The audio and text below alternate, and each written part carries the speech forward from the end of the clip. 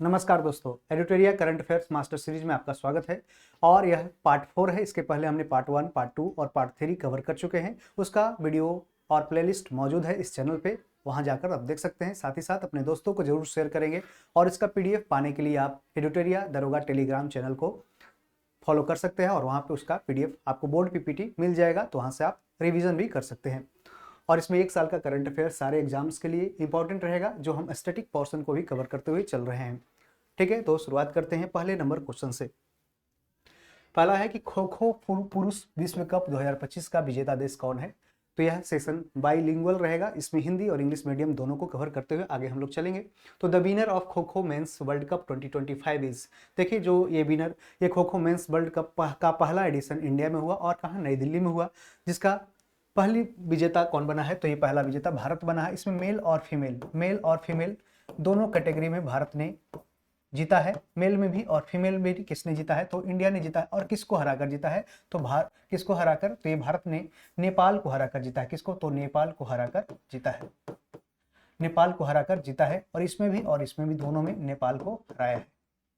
तो ये दोनों याद रखना है, किसको हराकर जीता है, तो इंडिया ने नेपाल को हराया है। और ये पहली बार फर्स्ट एडिशन इस तरह से खो खो वर्ल्ड कप हुआ, जिसका पहला विजेता भारत बना नेपाल को हराकर।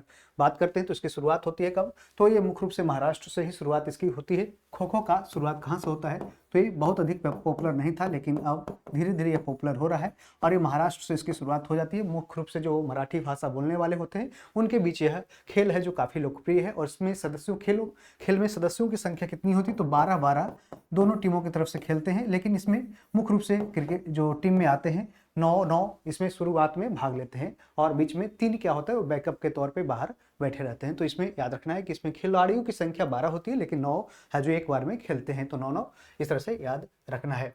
ठीक है, और बात करते हैं तो खो खो की खिलाड़ी की, तो इसमें कितना, तो 9-9 हो गया। ठीक है, तो इसको खिलाड़ियों की संख्या आपको ध्यान रखना है। ठीक है, और यह जो फर्स्ट एडिशन हो रहा है, ये फर्स्ट एडिशन हुआ, ये किसके सहयोग से किया गया, तो इंडियन ओलंपिक एसोसिएशन के समर्थन से किया गया था। तो इसमें इसका समर्थन भी प्राप्त था, जिस कारण से यह खेल आगे इसको प्रमोट करने की बात भी की जाती है। और बात करते हैं तो बास्केटबॉल में खिलाड़ियों की संख्या कितनी होती है, बास्केटबॉल में तो यह 5 होती है। बास्केटबॉल में 5 होता है। क्रिकेट, हॉकी, फुटबॉल, और फुटबॉल में कितने होते हैं, तो 11 होते हैं। इसमें 11 टोटल हो गया। पोलो की बात करते हैं तो पोलो में खिलाड़ियों की संख्या 4 हो गया। क्या, तो पोलो में खिलाड़ियों की संख्या 4 होती है। वहीं बेसबॉल में, ठीक है, तो ये सब याद रखना है। बेसबॉल में 9 होता है। कितना, बेसबॉल में खिलाड़ियों की संख्या 9 होती है। वहीं वॉलीबॉल में कितनी खिलाड़ियों की संख्या, वॉलीबॉल में 6 होता है। ठीक है, वॉलीबॉल में 6 होता है। ये सब याद रखना है। साथ ही साथ रग्बी फुटबॉल की बात करते हैं तो इसमें खिलाड़ियों की संख्या 15 होती है। रग्बी फुटबॉल में खिलाड़ियों की संख्या कितनी होती है, तो रग्बी फुटबॉल में खिलाड़ियों की संख्या कितनी होती है, तो ये 15 होती है। कितनी, 15 होती है। तो ये याद रखना है। कबड्डी में कितनी होती है, तो 7 होती है। कबड्डी में एक टीम में कितनी, तो कबड्डी में 7 होती है। तो इस तरह से कुछ याद रखना है कि कौन से खेल में कौन से कितने खिलाड़ी खेलते हैं, तो ये सब ध्यान रखना है। और ये पहला एडिशन खो खो पुरुष विश्व कप का किसने जीता, तो भारत ने जीता। और महिला का भी भारत ने जीता है। किसको, तो दोनों में नेपाल को हराकर दोनों ने भारत ने जीता है। ठीक है, चलिए आगे बढ़ते हैं कि स्वामित्व योजना का संबंध किससे है। कह रहा है कि स्वामित्व योजना इज रिलेटेड टू, तो ये इसमें क्या होता है कि इसमें कौन से लैंड का कौन, ये प्रॉपर्टी का ऑनर कौन है, तो उसके लिए कार्ड देने की व्यवस्था की गई है। और इसके लिए जो रियल ऑनर है उसको चिन्हित करके, चाहे वो ड्रोन टेक्नोलॉजी के माध्यम से, या फिर जो उस लैंड का डिमार्केट करके उसको ऑनर डिजिटलाइज करके उस लैंड का ऑनर कौन है उसके लिए क्या, तो स्वामित्व योजना लाया गया है। इसमें प्रॉपर्टी कार्ड वितरण किया जाएगा। इसमें प्रॉपर्टी कार्ड यानी किसकी यह संपत्ति है उसके आधार पर इसका है जो किया जाएगा। इसमें मुख्य रूप से क्या, तो पंचायती राज मंत्रालय और ग्रामीण विकास मंत्रालय के सहयोग से यह किया जा रहा है। ग्रामीण विकास मंत्रालय के सहयोग से यह किया जा रहा है। और जैसे बिहार में या फिर उस तरह से सेंट्रल लेवल पे आपने देखा होगा कि नक्शा पोर्टल भी लाया गया। क्या, नक्शा पोर्टल लाया गया। नक्शा पोर्टल का मुख्य उद्देश्य क्या रहा, तो इसमें शहरी क्षेत्रों में क्या, तो शहरी क्षेत्रों में मुख्य रूप से क्या करना है, तो शहरी क्षेत्रों में जो जमीन के ऑनर हैं, जो लैंड का ऑनर है, उसको चिन्हित करना है और उसको इस तरह से डिमार्केट करना है कि ये लैंड किसका है, उस तरह से एक डिजिटलाइज करना है लैंड का। यह मुख्य रूप से क्या, तो लैंड का डिजिटलाइजेशन से संबंधित है। ठीक है, तो इसको इस तरह से ध्यान रख सकते हैं कि स्वामित्व योजना, ठीक है, तो पंचायती राज मंत्रालय और ग्रामीण विकास मंत्रालय के सहयोग से इसको रन किया जा रहा है। ठीक है, चलिए आगे बढ़ेंगे अगले क्वेश्चन की ओर कि हाल ही में पूर्वी भारत की पहली खगोलीय वेधशाला का उद्घाटन कहाँ किया गया है, तो यह इस तरह से खगोलीय वेधशाला और मुख्य रूप से सत्येंद्र नाथ बोस, किसके, तो सत्येंद्र नाथ बोस जो साइंटिस्ट हैं उनके वेधशाला के द्वारा इसको स्थापित किया जाने का प्रयास किया गया है। और ये कहाँ पे, तो ये पूर्वी भारत की पहली और भारत की छठी और ये ईस्टर्न इंडिया की पहली, यानी कि पूर्वी भारत में ही बिहार, झारखंड और ये पश्चिम बंगाल, उड़ीसा, ये सब सारे जो राज्य हैं ये पूर्वी भारत के रूप में आते हैं। और उसके ऊपर नॉर्थ ईस्टर्न स्टेट्स में जो 7 सिस्टर्स हैं, जो अरुणाचल, मेघालय, मिजोरम, ये सब नॉर्थ ईस्टर्न स्टेट्स में आते हैं। ठीक है, तो इसका आंसर पश्चिम बंगाल हो जाएगा। ये मुख्य रूप से खगोलीय वेधशाला यानी कि एस्ट्रोनॉमिकल साइंस के बारे में स्टडी करना, उसके बारे में इस तरह से क्या उसकी स्थिति है, कहाँ की लोकेशन की, उसके बारे में मौसम की जानकारी लेना, ये सब है जो इसमें इसके माध्यम से किया जाएगा। ठीक है, तो ये सब आपको ध्यान रखना है। इसके पहले कहाँ कहाँ किया गया है, तो इसके पहले लद्दाख में इस्टेब्लिश हुआ है। लद्दाख हो गया, नैनीताल हो गया, ठीक है, पुणे हो गया, पुणे के कहाँ पे, तो पुणे के गुरबानी हिल्स हो सकता है क्वेश्चन आपको एग्जाम में इस तरह से पूछ दे कि गुरबानी हिल्स कहाँ पे लोकेटेड, गुरबानी की पहाड़ियाँ कहाँ है, तो ये पुणे में लोकेटेड है। कहाँ, पुणे में लोकेटेड है, तो तीसरा पुणे हो जाएगा। और चौथा क्या है, तो ये तमिलनाडु में भी है। कहाँ, तमिलनाडु में है। और पांचवा की बात करते हैं तो माउंट आबू राजस्थान में है। कहाँ, माउंट आबू राजस्थान में है। माउंट आबू कहाँ, राजस्थान। ये सब आपको ध्यान रखना है कि ये छठा कहाँ, तो पश्चिम बंगाल में किया गया। और ये पश्चिम बंगाल के कहाँ, तो ये पुरुलिया में। कहाँ पे, पुरुलिया में, पश्चिम बंगाल के पुरुलिया का नाम आपने सुना होगा। इसी में क्या है, तो पंचेत हिल्स है, पंचेत की पहाड़ी, पंचेत हिल्स है, वहीं पे यह इसका है जो इस तरह से बनाया गया है, पंचेत हिल्स में इस्टेब्लिश किया गया है। पंचेत हिल्स आपका नाम याद रखना है। ये पूछ देगा कि पंचेत हिल्स कहाँ है, तो पश्चिम बंगाल में है। यहीं पे पूर्वी भारत की पहली खगोलीय वेधशाला का उद्घाटन किया गया है। ठीक है, चलिए आगे बढ़ेंगे कि पद्म पुरस्कार 2025 के संदर्भ में सूची 1 और सूची 2 को मिलान करना है। इसमें बताना है कौन से कितने लोगों को पुरस्कार दिया गया और ये कौन से ये मैच कराना है। मुख्य रूप से जानते हैं कि इसके बारे में बात करते हैं। तो 1954 में पद्म अवार्ड्स की शुरुआत होती है और उसमें 3 श्रेणी में दिया जाता है। इसमें पद्म विभूषण सबसे ऊपर, फिर भूषण, पद्म भूषण, फिर पद्मश्री। इस बार 2025 में कितने लोगों को दिया गया, तो इसमें 2025 में दिया गया पद्म विभूषण दिया गया, और ये भूषण की बात करते हैं और ये पद्मश्री की बात करते हैं, तो टोटल ये मिला करके 139 लोगों को दिया गया। कितने, 139 लोगों को दिया गया। ठीक है, तो इसमें इस तरह से ध्यान रखना है कि कैसे कैसे दिया गया। तो इसमें 7 दिया गया ये, और ये 19 दिया गया, पद्म भूषण 19, और ये 113 लोगों को दिया गया। तो टोटल ये 2025 में 139 लोगों को इस तरह से दिया गया। तो 7 इस तरह से क्या, तो 7 पद्म विभूषण, जिसमें पद्म विभूषण दिया गया किसको, शारदा सिन्हा को, जो छठ का गीत गाती है और ये बिहार से संबंधित थी। ठीक है, और इनका भी हाल ही में निधन हुआ। और ये इनका जो प्रमुख आवास है जो पटना में ही है। कहाँ पे, तो इनका घर था जो ये दिनकर गोलंबर है, दिनकर गोलंबर के जस्ट पीछे है। ठीक है, शारदा सिन्हा, ये पद्म विभूषण इन्हें दिया गया, पद्म विभूषण। जबकि सुशील मोदी जो वित्त मंत्री बिहार के रह चुके हैं और उनको सामाजिक कार्य में काम करने के लिए सुशील मोदी को पद्म भूषण दिया गया। वहीं निर्मला देवी को पद्मश्री दिया गया। और ये सुजनी कड़ाही, जो भागलपुर की सुजनी कड़ाही है उससे जुड़ी हुई थी। कौन, निर्मला देवी, सुजनी कड़ाही, सुजनी कला से ये जुड़ी हुई है, सुजनी कला। ठीक है, और ये कहाँ से, भागलपुर। निर्मला देवी क्वेश्चन इस तरह से भी पूछ सकता है। तो मुख्य रूप से बिहार से कितने लोगों को दिया गया, तो बिहार से पद्म अवार्ड्स दिया गया। टोटल 7 लोगों को पद्म अवार्ड्स दिया गया। ठीक है, और 139 लोगों को दिया गया। ठीक है, और साथ साथ 23 महिला को दिया गया। महिला की संख्या कितनी रही, तो इसमें 23 महिला को दिया गया, महिला 23 रहा। ठीक है, 23 महिलाओं को दिया गया। 7 बिहार से 7 दिया गया महिलाओं को, 23, और 13 मरणों उपरांत दिया गया। मरणों उपरांत कितना लोगों को, तो 13 दिया गया। मरणोपरांत 13 लोगों को। और NRI जो हो गया यानी कि नॉन रेसिडेंट इंडियन या फिर जो विदेशों में रहते हैं भारतीय, उन्हें कितने लोगों को दिया गया, तो वैसे जो है वो 10 है। कितने? 10 लोगों को इस तरह से दिया गया। तो इनका नाम इस तरह से याद रखना है। कब से शुरुआत होता है? 1954 से शुरुआत होता है और ये गणतंत्र दिवस के पूर्व संध्या पर इसकी घोषणा की जाती है कितने लोगों को इस बार दिया जाना है, उसको ही आगे उस तरह से दिया जाता है। तो ऑप्शन के अकॉर्डिंग देख सकते हैं ए का क्या हो जाएगा? 2 हो जाएगा। ए का 2 हो जाएगा, तो और कहीं ऑप्शन में है नहीं, ठीक है, तो ए का ऑप्शन करेक्ट हो जाएगा। तो इस तरह से ऑप्शन को ही एलिमिनेट करते हुए आगे बढ़ सकते हैं। तो चलिए आगे बढ़ेंगे। इस तरह से आपको ध्यान रखना है कितने कितने के लोगों को, तो 7 19 113 टोटल 139 लोगों को इस बार दिया गया है। आपको ये भी याद रखना है कि कम से कम ऐसी एक ही आदमी को 2 बार पद्म अवार्ड्स किसी असाधारण काम के लिए ही दिया जा सकता है। यानी कि ऐसा नहीं हो कि एक ही व्यक्ति को आज मिला, फिर अगले साल भी मिल गया पद्म अवार्ड्स, फिर अगले साल भी मिल गया, ऐसा नहीं। कम से कम उसका काम यदि असाधारण रहेगा तभी दिया जाएगा। और साथ ही साथ आपको बता दें कि इसमें कम से कम 5 साल का गैप होना चाहिए कि पद्म अवार्ड्स को जैसे एक ही पद्म अवार्डी को है जो कम से कम 5 साल के गैप में ही दिया जाएगा, और वो भी एक्सटेंग्यूस पोजीशन, यानी कोई ऐसा अलग काम किया तब। दुनिया का सबसे बड़ा डाटा सेंटर कहाँ बनाया जा रहा है? तो दुनिया का सबसे बड़ा डाटा सेंटर ये बनाया जा रहा है, रिलायंस इंडस्ट्री के जो चेयरमैन है ये मुकेश अंबानी के द्वारा यह घोषणा किया गया कि जामनगर मिश्र से गुजरात में एनविद्या जो आर्टिफिशियल इंटेलिजेंस AI से जुड़ी हुई टेक्नोलॉजी से कंपनी है, एनविद्या के सहयोग से यह कहाँ जामनगर गुजरात में दुनिया का सबसे बड़ा डाटा सेंटर है जो बनाने जा रहा है। इससे भारत में क्या, तो आर्टिफिशियल इंटेलिजेंस और डिजिटल टेक्नोलॉजी का ज़्यादा से ज़्यादा उन्नयन देखने को मिलेगा, इनोवेशन इसमें देखने को मिलेगा, इसमें नए नए टेक्नोलॉजी को इसमें जोड़ने की बात की जाती है।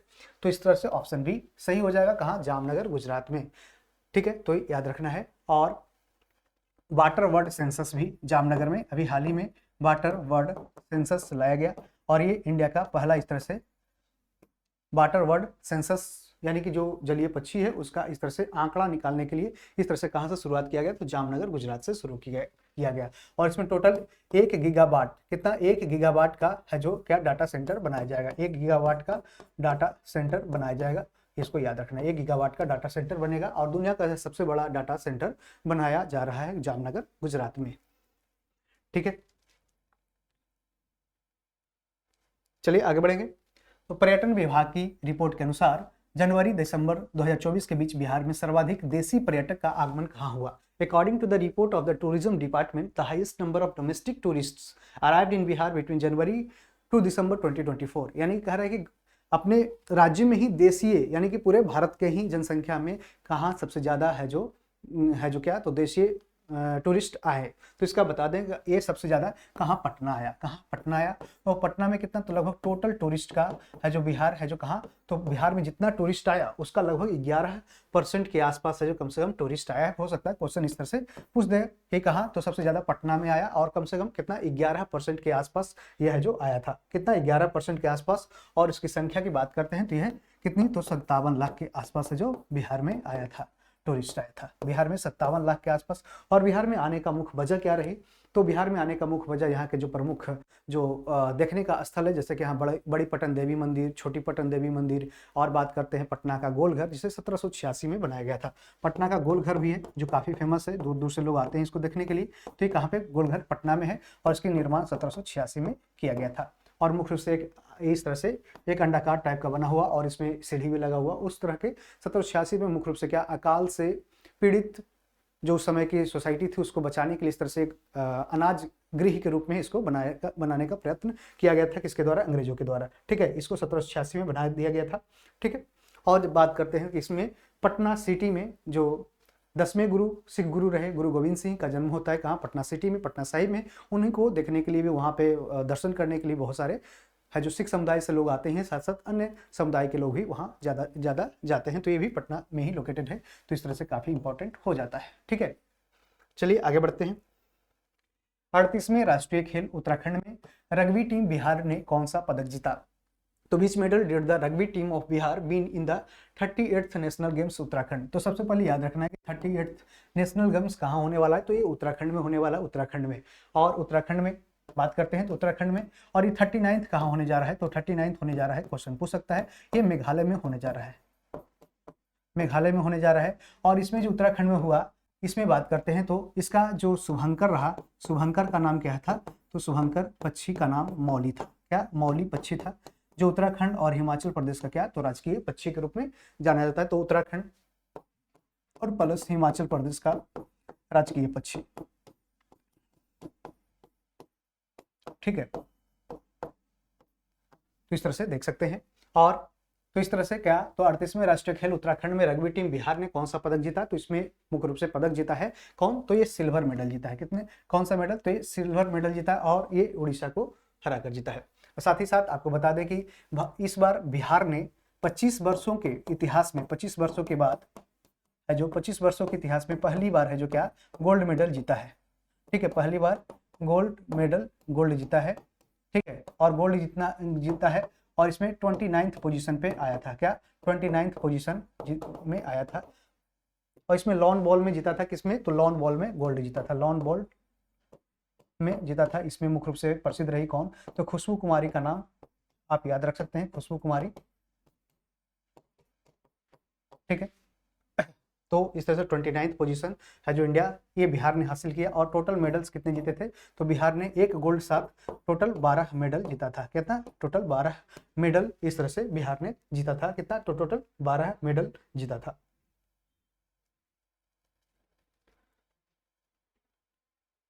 और इसकी संख्या कितनी रही, तो 1 + 6, 6 × 7 + 5, ये टोटल 12 मेडल किसके द्वारा, बिहार के द्वारा जीता गया था। और पहली बार 25 वर्षों के इतिहास में लॉन बॉल में जीता था किसने, तो बिहार ने गोल्ड जीता था, ठीक है। और किसको हराकर, तो पश्चिम बंगाल को हराकर। किसको हराकर, तो ये पश्चिम बंगाल को हराकर जीता था, पश्चिम बंगाल को हराकर जीता था, ठीक है। पश्चिम बंगाल को हराकर बिहार ने जीता था, ठीक है। तो ये गोल्ड मेडल जीता था, यहाँ देख सकते हैं। चलिए आगे बढ़ते हैं। आर्थिक समीक्षा 2024-25 के संबंधित निम्न कथनों पर विचार करना है, ठीक है। निम्न कथनों पर विचार करना है और बताना है कि इसमें कौन से कथन क्या है दिए गए सही है। तो consider the following statements related to economic survey 2024-2025।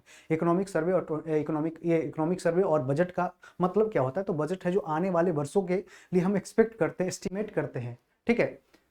ये एस्टिमेट किया जाता है कि क्या खर्च होने वाला है, क्या आगे आय आने वाली है, उसी के आधार पे है जो बजट तैयार किया जाता है। लेकिन इकोनॉमिक सर्वे यह बताता है कि जो सरकार ने ये पूरे एक वर्ष में कितना खर्च किया, यानी कि ये रिव्यू करता है कि कितना खर्च किया और वो एस्टिमेट करता है। बस दोनों में ये अंतर है कि वो एक साल, जैसे आपने बजट को देखा होगा, बजट अभी 2025 और 26 आया, यानी कि 2025 और 26 के बीच में कितना रेवेन्यू और कितना एक्सपेंडिचर होने वाला है। लेकिन ये बताएगा क्या, तो इसमें देख सकते हैं 2024-25 यानी 2024-25 में कितना बजट है जो किस तरह से खर्च किया गया सरकार के द्वारा, ये कैसा रहा, कौन से सेक्टर पे ज्यादा खर्च किया गया, कितना रेवेन्यू डिफिसिट रहा, कितना कैपिटल डिफिसिट रहा, फिस्कल डिफिसिट रहा, ये सब के बारे में बात करता है, ठीक है। तो पहला स्टेटमेंट है कि अनुसूचित व्यापारिक बैंकों का सकल एनपीए 2.6% रहा, जो 12 वर्षों में सबसे कम है। तो जो शेड्यूल कमर्शियल बैंक है उसका जो एनपीए है, नॉन परफॉर्मिंग एसेट्स, वो टोटल एसेट का कितना, तो मात्र 2.6% रहा, जो 12 सालों में सबसे कम रहा। यानी कि 12 सालों से इस तरह से एनपीए की संख्या, एनपीए का परसेंटेज बढ़ रहा था। एनपीए क्या होता है, नॉन परफॉर्म्ड एसेट्स, यानी कि कोई लोन लिया लेकिन लोन नहीं चुका पाया तो एनपीए में चला गया, यानी कि नॉन परफॉर्मिंग एसेट्स के रूप में उसको काउंट कर लिया जाता है। और उस तरह से देख सकते हैं 2.6% रहा। और कितना, तो ये शेड्यूल कमर्शियल बैंक में जैसे कि क्या, तो पीएनबी हो गया, पंजाब नेशनल बैंक हो गया, बैंक ऑफ बड़ौदा हो गया, या स्टेट बैंक ऑफ इंडिया हो गया, ये सारे शेड्यूल कमर्शियल बैंक है। ये सब बैंकों का बैंक कौन है, तो आरबीआई कहलाता है। क्या, तो बैंक्स ऑफ बैंक आरबीआई कहलाता है, यानी सारे बैंकों का ये रेगुलेटर है आरबीआई। तो ये पहला स्टेटमेंट सही है। दूसरा है कृषि एवं संबंध गतिविधि, यानी कि एग्रीकल्चर एंड एलाइड सेक्टर का वर्तमान कीमतों पर, यानी जो करंट प्राइस है उस पर 2024 में जीडीपी का कितना परसेंट योगदान रहा, तो ये 18% का योगदान नहीं रहता है, इसमें 16% का, कितना, तो ये 16% का योगदान इसमें होता है। और 18% कब होता है, तो ये 2023-24 का बजट में 2023-24 के अनुसार ये होता है। आर्थिक समीक्षा 2023-24 के अनुसार एग्रीकल्चर एंड एलाइड सेक्टर का इस तरह से रहता है जीडीपी में योगदान। भारत की कुल सत्यापित ऊर्जा क्षमता में नवीकरणीय ऊर्जा की हिस्सेदारी कितना, तो 50% से अधिक हो गई है। ऐसा गलत है, क्योंकि अभी भी 50% से अधिक की क्षमता वाला क्या है, तो थर्मल पावर एनर्जी का ही है, यानी कि जो कोयला से जनरेट एनर्जी होता है वो अभी तक भारत में सबसे अधिक है जो ऊर्जा का उत्पादन कर रहा है। और ये कितना, तो 50% से अधिक नहीं, क्या, तो इसमें ये सब ध्यान रखना है, कहा तो कम हो जाएगा। तो इस तरह से ही रिन्यूएबल एनर्जी क्या होता है, जो बार बार उसको वहां से एनर्जी को हम प्राप्त कर सकते हैं, जैसे सोलर एनर्जी हो गया, विंड एनर्जी हो गया, जियो थर्मल एनर्जी हो गया, भूतापीय ऊर्जा, ये सब सारे क्या है तो ये रिन्यूएबल एनर्जी का पार्ट है। भारत सरकार अभी मुख्य रूप से काम कर रहा है कि जियो थर्मल एनर्जी या फिर जो भी ये एटॉमिक एनर्जी हो गया, ये सब सारे क्या है तो ये रिन्यूएबल एनर्जी है, यानी कि बार बार यहाँ से एनर्जी जनरेट करेंगे लेकिन ये खत्म नहीं होगा, यानी कि इस तरह से ध्यान रख सकते हैं। तो भारत सरकार का टारगेट है कि आने वाले वर्षों में हम जल्द से जल्द रिन्यूएबल एनर्जी में ज़्यादा फोकस करेंगे और अभी कर रहा है, जैसे कि इंटरनेशनल सोलर अलायंस, अंतर्राष्ट्रीय सोलर गठबंधन के थ्रू जो इसका हेडक्वार्टर का है गुरुग्राम में, और इसको 2015 में स्टैब्लिश किया गया था। फ्रांस और इंडिया के सहयोग से पेरिस जो एक्ट बना था, पेरिस जो समिट हुआ था उसमें 2015 में किया गया था। तो इस तरह से तीसरा स्टेटमेंट क्या है, गलत है। खाद्यान्न उत्पादन 2023-24 में 332.3 मिलियन टन रहा। देख बात करते हैं 2023-24 में 332 मिलियन टन रहा, वही 2004-05 की बात करते हैं, 2004-05 की बात करते हैं तो यह कितना था, तो ये 204 मिलियन टन था। कितना, 204 मिलियन टन था, जो बढ़ करके कितना हो गया तो 332 मिलियन टन अभी 2023-24 में इसका रहा। इकोनॉमिक सर्वे 2024 के अनुसार, 2024-25 के अनुसार रहा। तो दिए गए स्टेटमेंट में 4 सही है और 1 सही है, बाकी 2 और 3 गलत है, और रीजन हमने बता दिया कि इस कारण से गलत है। तो इस तरह से ऑप्शन 1 और 4 ये ऑप्शन बी में दिया गया, 1 और 4 इसमें सही सही दिया। इंग्लिश मीडियम वाले इधर देखते हुए चलेंगे। चलिए आगे बढ़ेंगे कि जनवरी 2025 में कनाडा के प्रधानमंत्री जस्टिन ट्रूडो ने अपने पद से इस्तीफे की घोषणा किया। उनका संबंध किस राजनीतिक पार्टी से है? In January 2025, Canadian Prime Minister Justin Trudeau announced his resignation from his post. He belongs to which political party? तो ऐसे भी क्वेश्चन पूछे जाते हैं, जैसे कि डोनाल्ड ट्रंप के बारे में पूछा गया। डोनाल्ड ट्रंप जो राष्ट्रपति बने वो कौन सी पार्टी से बिलोंग करते हैं? और बहुत सारे, जैसे कि आपने देखा होगा कि जब भारत आज़ाद हुआ था वो उस समय क्लेमेंट एटली था। क्या क्लेमेंट एटली ब्रिटेन का प्रधानमंत्री था और वो कौन सी पार्टी से था? ये भी क्वेश्चन कई बार पूछा गया। तो वो लेबर पार्टी से था। क्या? तो लेबर पार्टी के जो प्रधानमंत्री था कौन? क्लेमेंट एटली। ठीक है, लेबर पार्टी, क्लेमेंट एटली, जब भारत आज़ाद हुआ था। और ये डोनाल्ड ट्रंप कौन सी पार्टी से? तो ये रिपब्लिकन पार्टी से। क्या? रिपब्लिकन पार्टी से अभी ये सत्ता में है। ठीक है, और बात करते हैं लिबरल पार्टी की। तो लिबरल पार्टी से ही था कनाडा के प्रधानमंत्री जस्टिन ट्रूडो, जिसने अपने पद से इस्तीफा दे दिया है। वही उसके पहले है जो कंजर्वेटिव पार्टी है जो शासन कर रहा था 10 साल, ये भी 10 साल तक के आसपास है जो शासन किया। और ये 2015 में लिबरल पार्टी से है जो क्या बनते हैं, तो ये प्रधानमंत्री जस्टिन ट्रूडो बनते हैं। इसके बाद जब इस्तीफा देने का कारण क्या रहा, तो बढ़ते हुए आंतरिक तनाव के कारण, यानी कि घर में ही उसको सपोर्ट नहीं मिल रहा था, कनाडा में काफ़ी सपोर्ट नहीं मिल रहा था। और उसके पहले उसका जो वित्त मंत्री था उसने भी है जो संन्यास मतलब रिजाइन दिया था, जिस कारण से काफ़ी है जो दबाव इस पर बढ़ गया था। और उसने फिर है जो कनाडाई नागरिकों के हित की रक्षा करने के लिए फिर अपना ये इस तरह से इस्तीफा दे देते हैं। और इसके बाद प्रधानमंत्री लिबरल पार्टी से ही नए बनते हैं। कौन? Mark Carney. क्या? मार्क कार्नी बनते हैं। मार्क कार्नी वैसे व्यक्ति हैं जो पहले बैंक ऑफ इंग्लैंड और बैंक ऑफ कनाडा के गवर्नर रह चुके हैं। क्या? बैंक ऑफ इंग्लैंड और कनाडा के ये गवर्नर रह चुके हैं, तो एक्स गवर्नर कह सकते हैं, ये रह चुके हैं। उनका इस तरह से फाइनेंशियल पोजीशन में काफ़ी योगदान है। और अमेरिका और कनाडा के बीच में जो तनाव बढ़ती जा रही थी उसको भी देखते हुए इस तरह से तनाव की स्थिति बन गई थी, आंतरिक तनाव, जिस कारण से भी संन्यास लेने का प्रमुख कारण माना जाता है। और बात करते हैं कनाडा की। तो कनाडा में सबसे ज़्यादा तटीय रेखा है, कोस्टल एरियाज की बात करते हैं तो सबसे ज़्यादा तटीय रेखा, जो तटीय रेखा की बात करते हैं, विश्व में सबसे ज़्यादा कोस्टल एरियाज कहाँ है, तो ये कोस्टल क्षेत्र सबसे ज़्यादा कहाँ है, तो कनाडा में ही है। कहाँ? कनाडा में है। कनाडा में सबसे ज़्यादा यह जो तटीय रेखा है कहाँ? कनाडा में है। कनाडा में सबसे ज़्यादा है, ये ध्यान रखना है, क्वेश्चन इस तरह से भी पूछ सकता है। तो सबसे ज़्यादा कहाँ? कनाडा में है। उसके बाद इंडोनेशिया में, दूसरा कहाँ है कि इंडोनेशिया, इंडोनेशिया हो गया। तीसरा स्थान है नॉर्वे का, नॉर्वे। तो इस तरह से कुछ कुछ आपको ध्यान रखना है कि किसका तटीय रेखा सबसे ज़्यादा है। एरिया की बात करते हैं तो एरिया में सबसे ज़्यादा है जो रूस का क्षेत्रफल सबसे ज़्यादा है, लेकिन दूसरे स्थान पे कनाडा है। क्या? तो क्षेत्रफल में भी कनाडा, क्षेत्रफल की बात करते हैं तो क्षेत्रफल में कनाडा है जो कितना? दूसरे स्थान पे। कनाडा सेकंड पे है, फर्स्ट में क्या है तो रूस है, फर्स्ट में रूस है, फर्स्ट क्या है तो रूस का है जो पहला स्थान आता है। किसमें? क्षेत्रफल में। वही तटीय रेखा में सबसे ज़्यादा किसका है, तो ये। और जनसंख्या के मामले में बात करते हैं तो भारत का स्थान कितना है, तो पहला स्थान है, दूसरा स्थान चीन का है। ठीक है, तो ये सब कुछ याद रखते हुए चलेंगे, आगे बढ़ते हैं। भारत और स्पेन ने 2026 को किस वर्ष के रूप में घोषित किया है? तो अभी स्पेन के जो प्रधानमंत्री है, राष्ट्रपति कह सकते हैं, क्या? तो Pedro Sanchez, Pedro Sanchez. Pedro Sanchez ये भारत की यात्रा पे आए थे और मुख्य रूप से बड़ोदरा की यात्रा किए थे, गुजरात बड़ोदरा की भी यात्रा किए थे और वहां पे टाटा एयरक्राफ्ट कॉम्प्लेक्स का भी उद्घाटन किया। क्या? टाटा एयरक्राफ्ट कॉम्प्लेक्स का भी उद्घाटन किया। टाटा एयरक्राफ्ट एयर कॉम्प्लेक्स का भी उद्घाटन किया और इसमें मुख्य रूप से क्या, तो इस तरह से कहाँ पे किया, तो बड़ोदरा, याद रखना है कहाँ, बड़ोदरा जो गुजरात में है। और इसमें पीएम मोदी भी इसमें साथ थे, पीएम मोदी के साथ इन्होंने उद्घाटन किया। पेड्रो सांचेज जो क्या है, तो यहाँ के पीएम है। ठीक है, और बात करते हैं तो ये लोकेशन कहाँ है, तो स्पेन का लोकेशन आपको भी याद रखना है। साथ साथ इसकी राजधानी कहाँ है, मैड्रिड है। और ये नाटो का सदस्य है, नाटो का मेंबर है, नाटो मेंबर है, नाटो सदस्य है, जिसकी स्थापना 1 अप्रैल 1949 को किया गया था। और इसका हेडक्वार्टर कहाँ है, तो ब्रुसेल्स है। बेल्जियम की राजधानी कहाँ, ब्रुसेल्स। और इसका टोटल सदस्यों की संख्या कितनी है, 32 है। 32वां कौन है, तो फिनलैंड हो गया।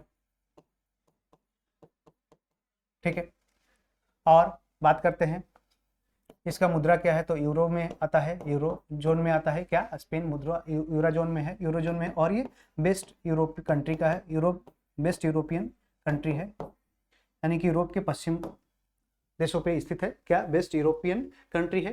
तो स्पेन के बारे में इस तरह से याद रखना है। पीएम क्या है, तो इसका नाम पेड्रो सांचेज है, पेड्रो सांचेज है, पेड्रो सांचेज। और यहाँ पे टाटा एयरक्राफ्ट C295 ये सैन्य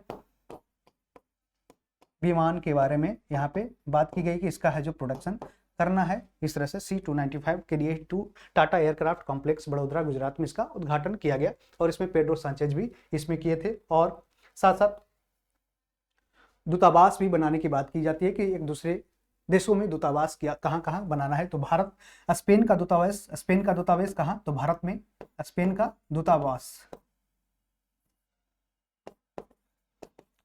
दूतावास कहाँ बनेगा, तो ये भारत में कहाँ, बेंगलुरु में बनाने का घोषणा किया। कहाँ? बेंगलुरु में। और वहीं भारत का कहाँ बनेगा, तो स्पेन के शहर बार्सिलोना में। कहाँ? बार्सिलोना शहर स्पेन में इस तरह से बनाया जाएगा भारत का दूतावास। इसलिए दोनों इस तरह से काम किया है। और मुख्य रूप से भारत और स्पेन ने 2026 को कहा है कि क्या, तो ये दोहरा वर्ष यानी कि डुअल ईयर के रूप में मनाया जाएगा। इसमें आर्टिफिशियल इंटेलिजेंस, संस्कृति, पर्यटन के क्षेत्रों में विकास की बात इसमें की जाती है और इस तरह से इसमें काम करने की बात की गई है। किसमें, तो स्पेस, या कह सकते हैं क्या, तो संस्कृति हो गया, पर्यटन हो गया, और क्या, तो इसमें आर्टिफिशियल इंटेलिजेंस के रूप में इस तरह से काम करने के लिए साइन किया गया। उसमें क्या, तो विदेश मंत्री एस जयशंकर के द्वारा भी साइन इसमें किया गया था। ठीक है, तो संस्कृति पर्यटन याद रखना है किसके लिए, तो संस्कृति प्लस पर्यटन प्लस AI के क्षेत्र में इस तरह से योगदान करना है। ठीक है, चलिए आगे बढ़ेंगे कि प्रायः समाचार पत्रों में दिखने वाला शब्द डीपसीक किससे संबंधित है। डीपसीक मतलब क्या, तो गहराई से किसी चीज को बारे में जानना, यानी कि गहराई से चीजों को ग्रहण करना, डीपसीक का मतलब। और ये मुख्य रूप से क्या, किसके द्वारा बनाया गया, तो ये चाइना के एक लैब है, हांगजो लैब। कहाँ? हांगजो में स्थित एक लैब है, वहां पे बनाया गया। कहाँ? हांगजो में बनाया गया। और किसके द्वारा बनाया गया, तो ये भी नाम याद रख सकते हैं, लियांग बेनफेंग। इसका नाम है क्या, लियांग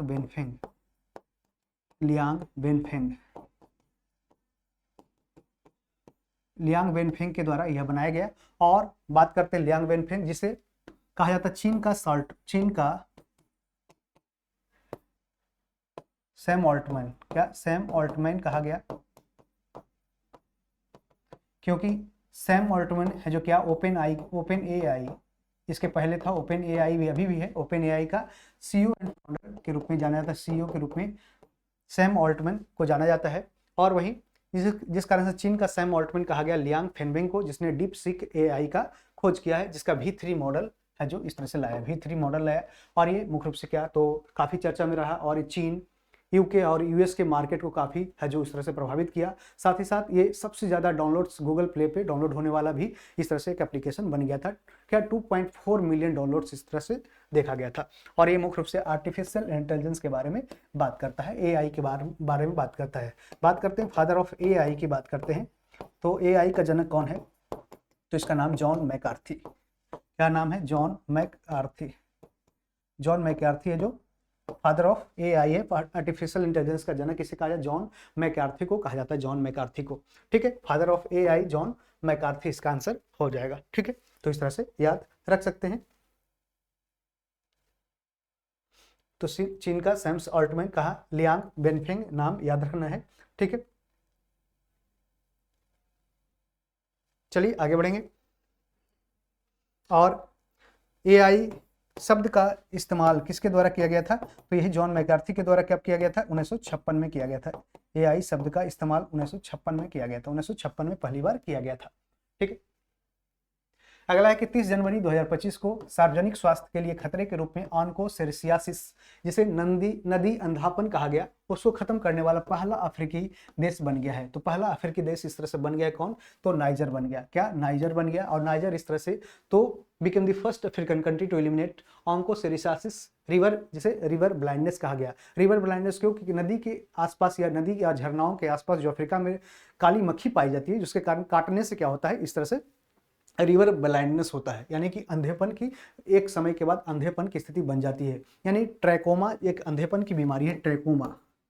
ट्रैकोमा एक अंधेपन की बीमारी है, यानी ट्रैकोमा के बाद दूसरे सबसे ज्यादा अंधेपन की स्थिति बनती है किसमें, तो ये ऑन्कोसेरिसियासिस में ही बनती है। तो इस तरह से ट्रैकोमा के बाद यह दूसरी ऐसी डिजीज है जिसके कारण क्या, तो ये अंधेपन के कारण ये बनती है। तो इस तरह से पहला ऐसा नाइजर बन गया है। इसके पहले बात करते हैं, तो इसके पहले और भी देश है जो, और ये वर्ल्ड का कौन सा देश बन गया है, तो वर्ल्ड का 5th कंट्री, वर्ल्ड में 5th कंट्री बन गया है ऐसा जो इससे मुक्त पाया है। और इसको WHO ने ऐसा, वर्ल्ड हेल्थ ऑर्गेनाइजेशन इसको डिक्लेयर किया है। WHO की स्थापना कब होती है, तो 7 अप्रैल को इसकी स्थापना दिवस मनाया जाता है। 7 अप्रैल 1948 को इसकी स्थापना होती है। और इसका हेडक्वार्टर कहाँ है, तो जिनेवा में है।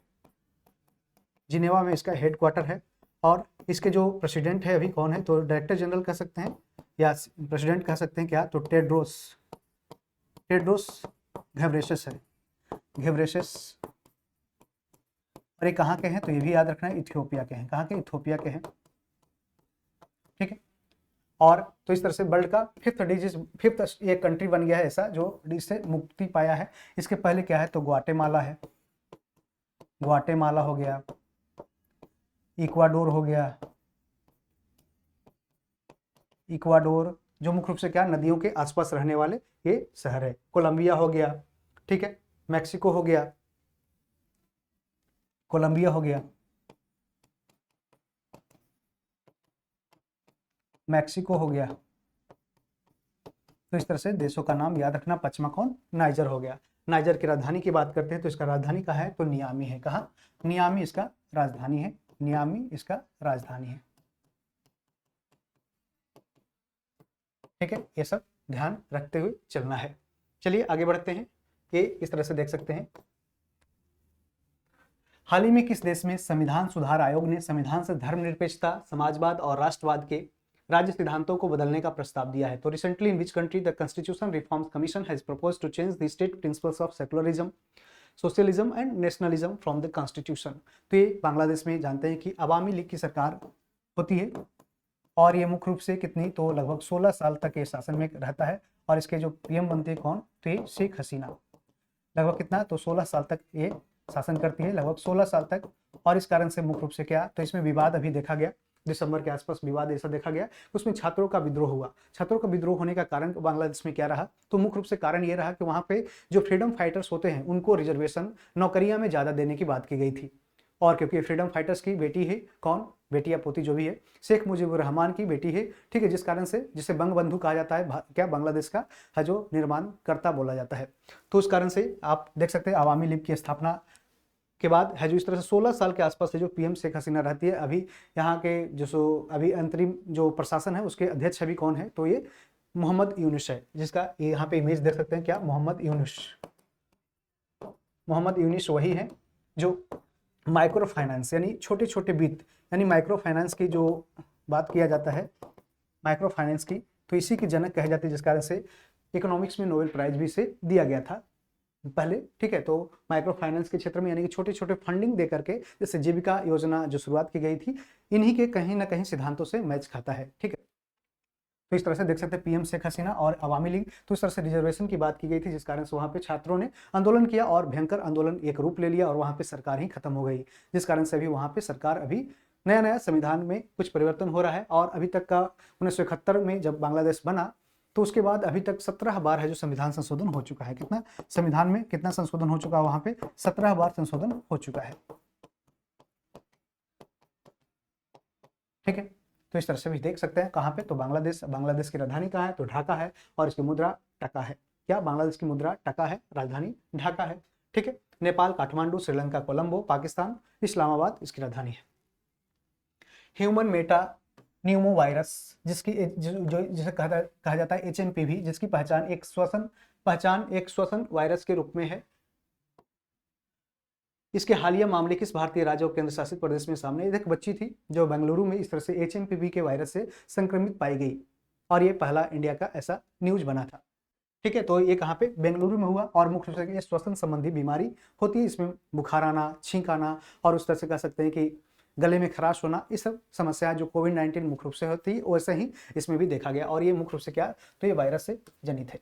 ठीक है, तो HMP वायरस इस तरह से याद रख सकते हैं कहाँ पे, तो पहला केस बेंगलुरु में इस तरह से क्वेश्चन पूछे जाते हैं, और अभी हाल ही में बहुत सारे केसेस है जो कुछ ना कुछ केसेस बढ़ते ही जा रहे हैं। ठीक है, इसकी हाल ही में इसरो ने स्पेडएक्स मिशन के साथ किन तकनीकों का सफलतापूर्वक परीक्षण किया है?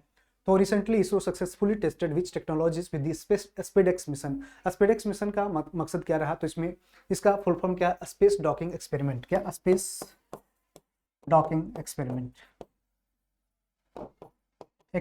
ठीक है, और इसमें मुख्य रूप से दो अंतरिक्ष यानों को, छोटे छोटे अंतरिक्ष यान है उसको आपस में जोड़ना, उसके बाद आपस में हटाना भी, इस तरह से डॉकिंग और अनडॉकिंग करना मुख्य मकसद है। और इसमें अंतरिक्ष यान के मिलन को भी दिखाया जा सकता है, इसमें दो अंतरिक्ष के यान के मिलन को भी बताया जा सकता है। और इसमें आने वाले जो भविष्य में इसरो के जो मिशन होने वाले हैं, जो क्या, तो इसके लिए ज़्यादा फायदेमंद होगा, जैसे कि भारत का स्पेस स्टेशन बनने वाला है, साथ ही साथ जो गगनयान मिशन होने वाला है, तो इसमें ये काम ज़्यादा करेगा।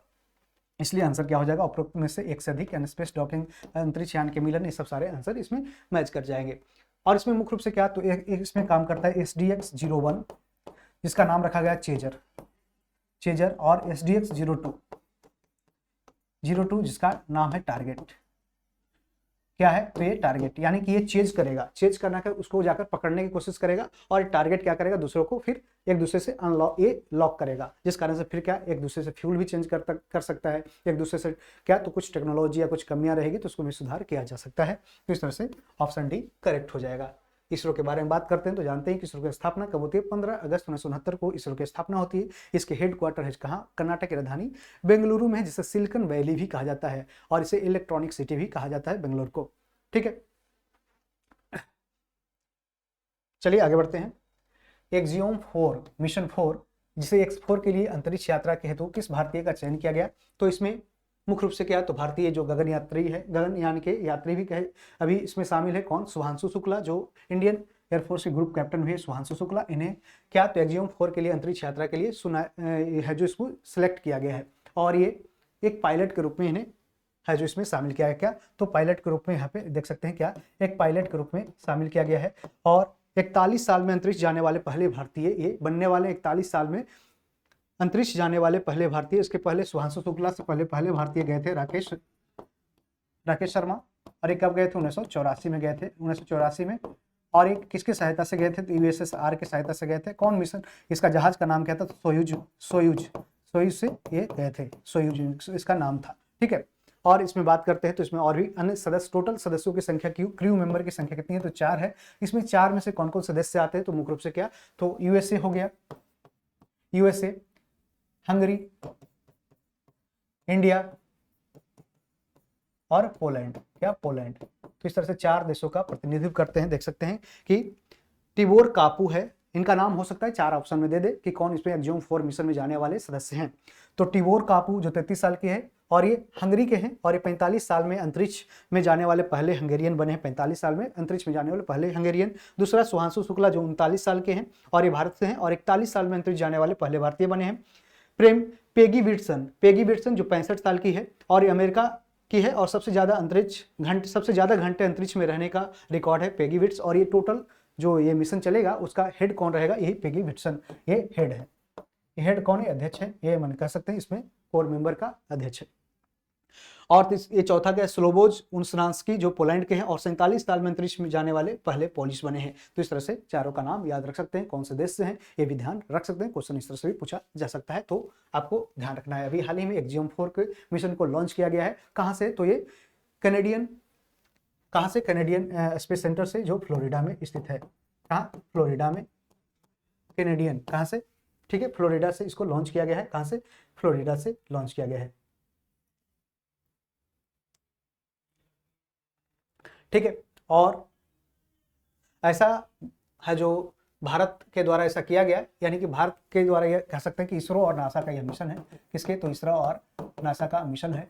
इसरो और नासा का यह मिशन होने वाला है। इसरो और नासा का यह मिशन होने वाला है। क्या, इसरो और नासा का मिशन होने वाला है। और एक कैनेडी स्पेस सेंटर, फ्लोरिडा से कैनेडी स्पेस सेंटर फ्लोरिडा से इसको लॉन्च किया जाना है और अभी लॉन्च हो चुका है। अभी हाल ही में, अभी कल परसों 2-3 दिन पहले इसको लॉन्च किया गया है। और इसमें सुहांशु शुक्ला क्या है, तो इसमें पायलट के तौर पे है जिसमें शामिल हुए हैं। तो क्वेश्चन भी इस तरह से भी पूछा जा सकता है, ठीक है। और गगनयान के सदस्य हैं, तो गगनयान का कहा जा रहा है कि गगनयान क्या, तो इसमें मुख्य रूप से लो अर्थ ऑर्बिट में, यानी कि लगभग 400 किलोमीटर की ऊंचाई पे क्या करेगा, तो ये गगनयान है जो पृथ्वी की परिक्रमा करेगा और इसमें यह यहाँ से अनुभव ये प्राप्त करेंगे, तो फिर गगनयान मिशन के लिए काफ़ी फायदेमंद होगा। तो ये काफ़ी अच्छी आने वाली चुनौतियों का सामना करने में भारत को एक स्पेस मिशन में काफ़ी है जो लाभदायक रहेगी, ठीक है। तो इस तरह से याद रखना है। अगला है कि भारत को उस स्टार्टअप का नाम बताना है जिसने भारत का पहला इलेक्ट्रिक वर्टिकल टेक ऑफ और लैंडिंग ईवीटीओल एयर टैक्सी प्रोटोटाइप शून्य को पेश किया है। तो क्वेश्चन पहले ये बनता है कि शून्य क्या है। अभी हाल ही में खबरों में रहा शून्य क्या है, तो एक एयर टैक्सी प्रोटोटाइप है। प्रोटोटाइप का मतलब क्या होता है, यानी किसी चीज को लाने से पहले एक प्रोटोटाइप यानी एक क्या, तो उसको एक्सपेरिमेंट के तौर पे बनाया जाता है। तो ऐसा ही एक शहर को दूसरे शहर से कनेक्ट करने के लिए, और मुख्य रूप से बेंगलोर में इस तरह से इसका उद्देश्य है कि 2028 तक क्या बेंगलुरु में है जो इस तरह से क्या, तो भीड़ से बचाने के लिए यानी ट्रैफिक सिस्टम से बचने के लिए एक एयर टैक्सी बनाया जाएगा। एयर टैक्सी टाइप का बनाया गया और उसमें क्या हवाई मार्ग से एक जगह से दूसरी जगह जाएगा ताकि भीड़ कंट्रोल हो सके, ठीक है। और ऐसा स्पेन जैसे देशों में है जो बहुत ज्यादा है जो इस तरह से एयर टैक्सी है जो विख्यात है और वहां से इस तरह से टेक्नोलॉजी लाने का प्रयास किया गया। इसमें नितिन गडकरी वहां गए थे तो इस तरह से बात भी किए थे कि चलो एयर टैक्सी हम इंडिया में भी लाने का काम करेंगे, ठीक है। तो इस तरह से सरला एविएशन के द्वारा यह शून्य लॉन्च किया गया है, एयर टैक्सी प्रोटोटाइप शून्य सरला एविएशन के द्वारा इसको लॉन्च किया गया है। सरला एविएशन के द्वारा इसको लॉन्च किया गया है और ये 2028 तक बेंगलोर में शुरू करेगा। इसमें टोटल पेलोड कितना रह सकता है, तो 680 केजी तक ये वजन को शामिल ये मतलब सह सकता है और इसमें 6 पर्सन है जो एक बार में जा सकते हैं। कितना, 6 पर्सन इसमें जा सकते हैं। 680 किलो तक ये वजन उठा सकता है और ये 20 से 36 किलोमीटर क्या, तो 20 से 36 किलोमीटर के डिस्टेंस को भी कवर कर सकता है। और इसका जो स्पीड रहेगा कम से कम इसका स्पीड 250 किलोमीटर पर आवर के स्पीड रहेगा, तो काफ़ी अच्छी स्पीड भी है। तो इस तरह से मेन फीचर इसका ये है, ठीक है। इस तरह से इसका डिजाइन किया गया है प्रोटोटाइप, ठीक है। तो इस तरह से हवा में उड़ते हुए एक जगह से दूसरी जगह जाएगा। तो इसका आंसर ऑप्शन ए करेक्ट हो जाएगा। चलिए, और ये मुख्य रूप से क्या, तो शहर में जाम और प्रदूषण को कम करने के लिए इसके उद्देश्य से बनाया गया है, ठीक है। हाल ही में ओजोफेनी को भौगोलिक संकेत जीआई टैग प्रदान किया गया। यह पेय किस राज्य से संबंधित है, तो मुख्य रूप से ये काजू फेमस है और काजू वहाँ का जीआई टैग भी है। कहाँ का, काजू जीआई टैग भी है गोवा का, तो ये गोवा का है। काजू जीआई टैग भी है कहाँ का, गोवा का। और वहीं पे इस तरह से ओजोफेनी को जीआई टैग दिया गया। ओजोफेनी क्या है, तो काजू और नारियल पानी से बनाए कर एक शराब बनाया जाता है जो पारंपरिक वहाँ का उस तरह से बिजनेस भी है कह सकते हैं, और उसको जीआई टैग इस बार दिया गया। वहाँ के इस तरह से जीआई टैग मिलने के बाद उसकी पहचान है जो बढ़ गई और गोवा में इस तरह से ज़्यादा बिक्री देखी जाएगी, और साथ साथ विदेशों में भी इसको एक्सपोर्ट किया जाएगा और साथ साथ अलग अलग राज्य देश के अलग अलग भागों में इसका है जो इस तरह से एक्सपोर्ट करने को मिल सकता है। ये किससे, तो काजू और नारियल पानी से मिलाकर बनाया जाता है। ये काफी है जो याद रखना है, इंपॉर्टेंट है। कि अभी हाल ही में वो जो फैनी को जीआई टैग दिया गया, ये गोवा का है, ये जो गोवा का शराब से संबंधित है। ठीक है, और ये भी क्वेश्चन पूछ सकता है कि हर्मल मिर्च कहाँ का जीआई टैग मिला है, तो ये हर्मल मिर्च है जो जीआई टैग किसका, तो गोवा का ही है जीआई टैग। चलिए आगे बढ़ेंगे। ब्लू एनडीसी चैलेंज किन देशों के द्वारा शुरू किया गया, तो ब्लू एनडीसी का मतलब क्या है, तो ब्लू नेशनली डिटरमाइंड कंट्रीब्यूशंस, यानी कि ब्लू इसका फुल फॉर्म क्या है, नेशनली डिटरमाइंड कंट्रीब्यूशंस। तो ब्लू मतलब क्या, तो ब्लू जहां भी आपको दिख जाए तो इसमें मुख्य रूप से क्या, तो ओशन के आसपास की बात की जा रही है, यानी कि जैसे कि ब्लू इकोनॉमी हो गया, तो ब्लू इकोनॉमी का मतलब क्या हो गया, यानी कि ये नीली अर्थव्यवस्था, ब्लू इकोनॉमी की बात करते हैं। तो ये क्या होता है, तो इसमें ओशन से संबंधित क्या, ओशन से संबंधित बात, उसके विकास के प्रति बात किया जाना है, क्योंकि ओशन जानते हैं कि सबसे ज्यादा क्या स्थिर है, जो प्लेटफॉर्म है, सबसे ज्यादा स्टेबल है इकोसिस्टम, सबसे मोस्ट स्टेबल इकोसिस्टम है। ठीक है, मोस्ट स्टेबल इकोसिस्टम की बात करते हैं तो कौन है, तो यही है क्या, तो ओशन है, जो क्या करता है, तो लगभग जो उत्सर्जन होता है कार्बन डाइऑक्साइड का, उसका 25% है जो ऑब्जॉर्व करता है। क्या, तो इसका जो 25% CO2 को ऑब्जॉर्व करता है, CO2 को क्या करता है, ऑब्जॉर्व करता है, ये ऑब्जॉर्व करता है 25% कार्बन डाइऑक्साइड, जिस कारण से क्या, तो ग्लोबल वार्मिंग की स्थिति है जो इसको कंट्रोल किया जाता है ओशन के सहारे। ठीक है, और इसका एरिया सबसे लंबा होता है। ठीक है, और बात करते हैं तो ये किसके बीच, तो ब्राजील और फ्रांस के बीच में किया जाना है, और ये COP30 जो होने वाला है कहाँ पे, बेलम ब्राजील में, कहाँ, बेलम